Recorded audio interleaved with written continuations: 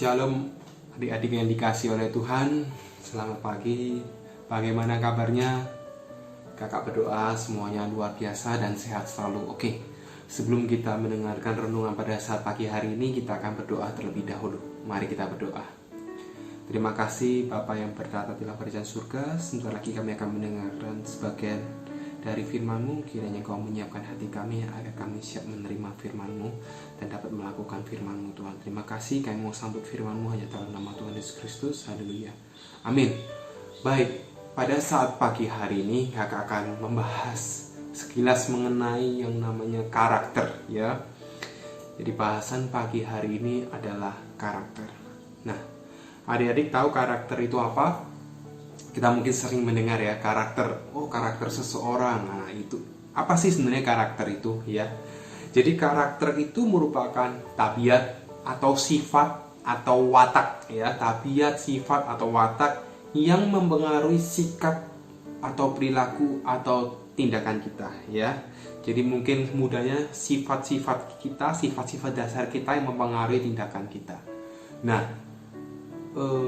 karakter ini dapat memiliki latar belakang yang mempengaruhi terbentuknya karakter tersebut, ya.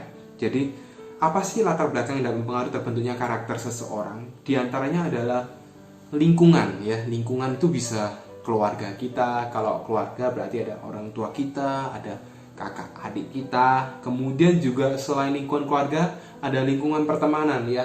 Teman sepermain kita, kemudian teman di sekolah kita, itu mempengaruhi terbentuknya karakter kita. Selain lingkungan, ada juga faktor pendidikan, ya.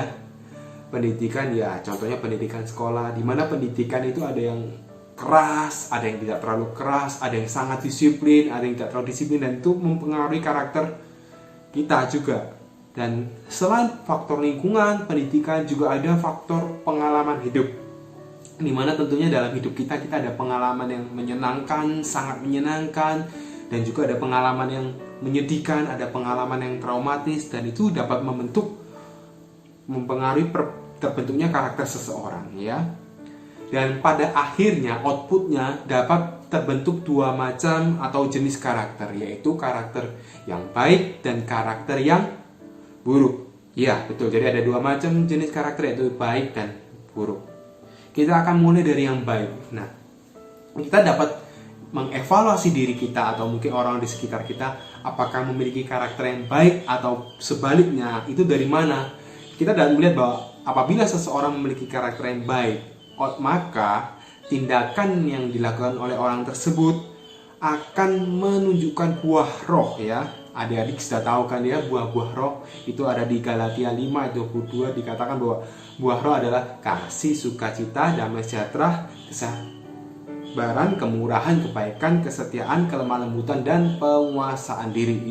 Itu adalah ciri-ciri buah roh. Jadi apabila tindakan seseorang itu mencerminkan buah roh tersebut, berarti dia memiliki karakter yang baik. Sebagai contoh, ya, orang tersebut suka mengucap syukur, kemudian kata-katanya lemah lembut, tidak mudah emosi, mudah memaafkan, ya, penuh dengan kasih, kemudian tidak suka memfitnah orang. Nah, dari situ kita bisa melihat bahwa karakter orang tersebut baik karena tindakannya selalu mencerminkan buah roh.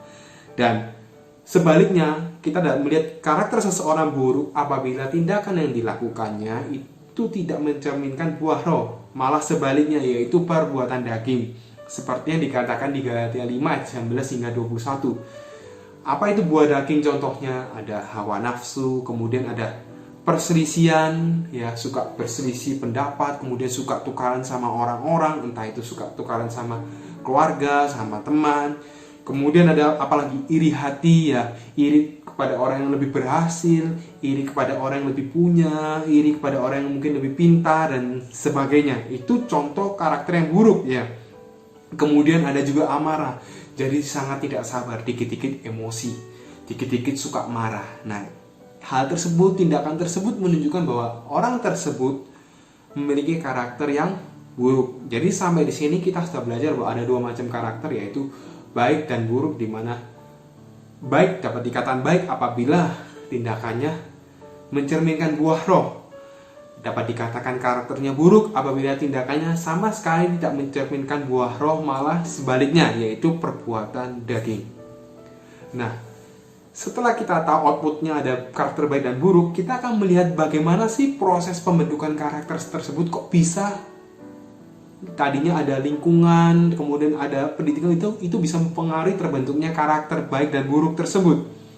Nah, proses pembentukan karakter tersebut mulai dengan yang namanya nilai-nilai, ya. Di gereja kita ada nilai light, ya, love, integrity, grace, humility, truth. Itu contoh nilai yang sesuai dengan firman Tuhan, ya. Lebih mudahnya kakak akan memberikan contoh. Ini contohnya untuk karakter yang baik. Sebagai contoh, nilai-nilai itu biasanya hadir dalam lingkungan kita, hadir dalam lingkungan keluarga, pendidikan kita, pertemanan kita. Makanya kakak tadi katakan bahwa di awal karakter seseorang dipengaruhi oleh lingkungan keluarga, pertemanan, pendidikan, dan sebagainya, ya.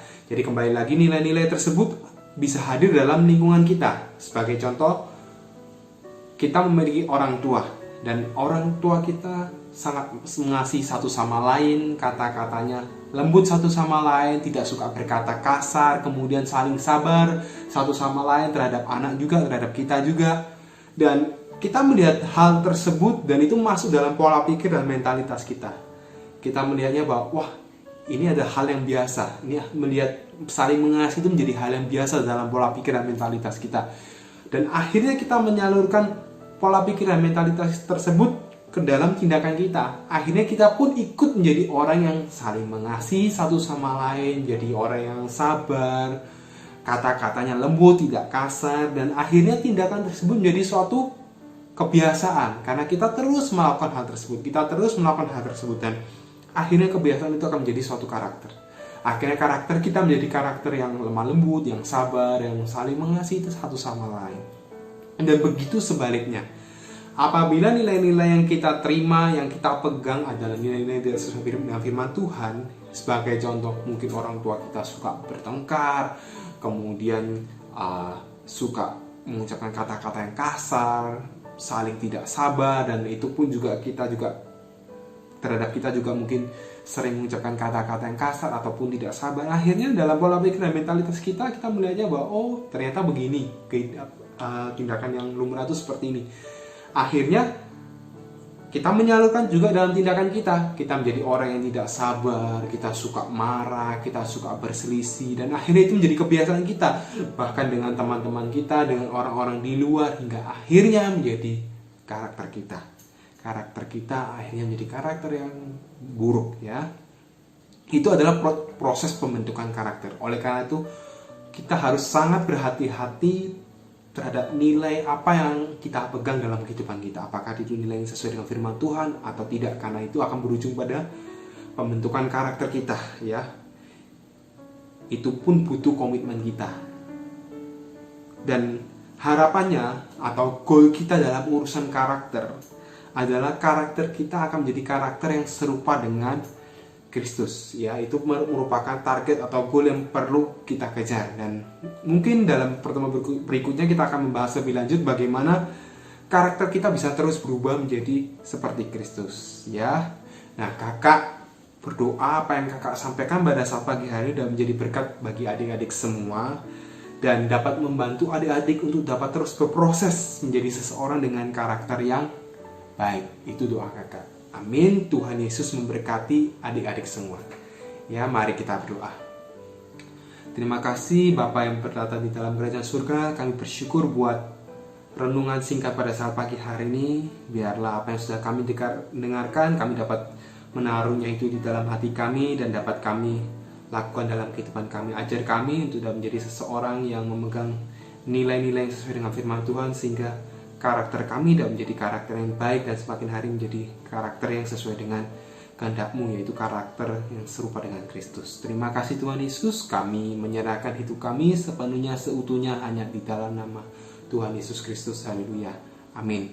Baik, itu renungan pada saat pagi hari ini adik-adik, dan kita akan bertemu di bulan berikutnya. Sampai bertemu dan Tuhan Yesus memberkati semua.